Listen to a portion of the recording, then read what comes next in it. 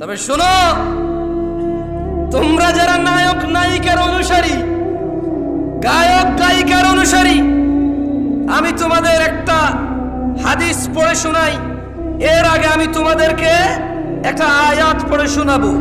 আল্লাহ বলছেন, মাইয়ুতির রাসূল, যে রাসূলের অনুসরণ করে, রাসূল যেভাবে ভালোবাসে সাল্লাল্লাহু আলাইহি ওয়াসাল্লাম, রাসূল যেভাবে ঘৃণা করে সাল্লাল্লাহু আলাইহি ওয়াসাল্লাম, তিনি সাল্লাল্লাহু আলাইহি ওয়াসাল্লামের যে অনুসরণ করে, ফাকাদ আতা আল্লাহ,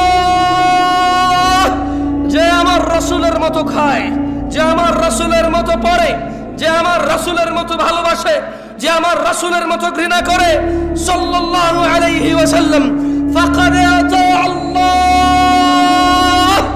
আল্লাহ নিজে বলছে যে সে আল্লাহর ইবাদত করে।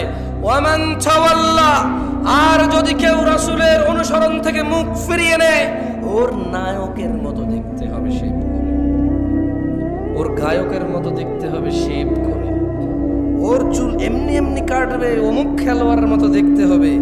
আল্লাহ বলছে যে ওয়ামান তাওয়াল্লা, যে রাসূলের অনুসরণ করে না, ফামা আরসালনাকা আলাইহিম হাফিযা, ইয়া রাসূলুল্লাহ, আমি আপনাকে এই সুন্নত বিরোধী লোকগুলোর তত্ত্বাবধায়ক করে পাঠাইনি।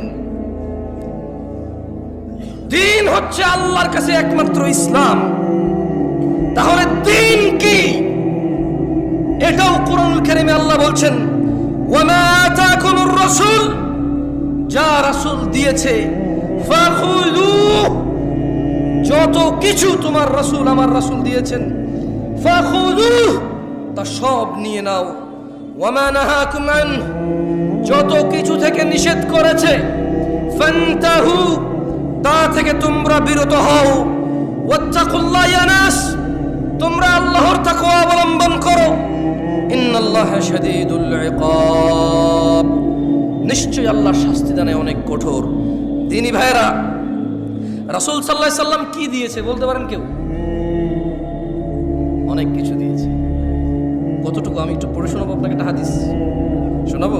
দেখেন, আব্দুল্লাহ ইবনে মাসউদ রাদিয়াল্লাহু আনহু قال, আব্দুল্লাহ ইবনে মাসউদ রাদিয়াল্লাহু আনহু থেকে বর্ণিত, তিনি বলেন, قال রাসূলুল্লাহ সাল্লাল্লাহু আলাইহি ওয়াসাল্লাম, আল্লাহ রাসূল সাল্লাল্লাহু আলাইহি ওয়াসাল্লাম বলেছেন, ইন্নাহু লাইসা শাইউন ইউকাররিবুকুম ইলাল জান্নাহ ইল্লা ক্বাদ আমারতুকুম বিহি। আব্দুল্লাহ ইবনে মাসউদ বলতেছেন রাদিয়াল্লাহু আনহু যে আল্লাহ নবী সাল্লাল্লাহু আলাইহি ওয়াসাল্লাম বলছে যে নিশ্চয়ই এমন সকল কিছু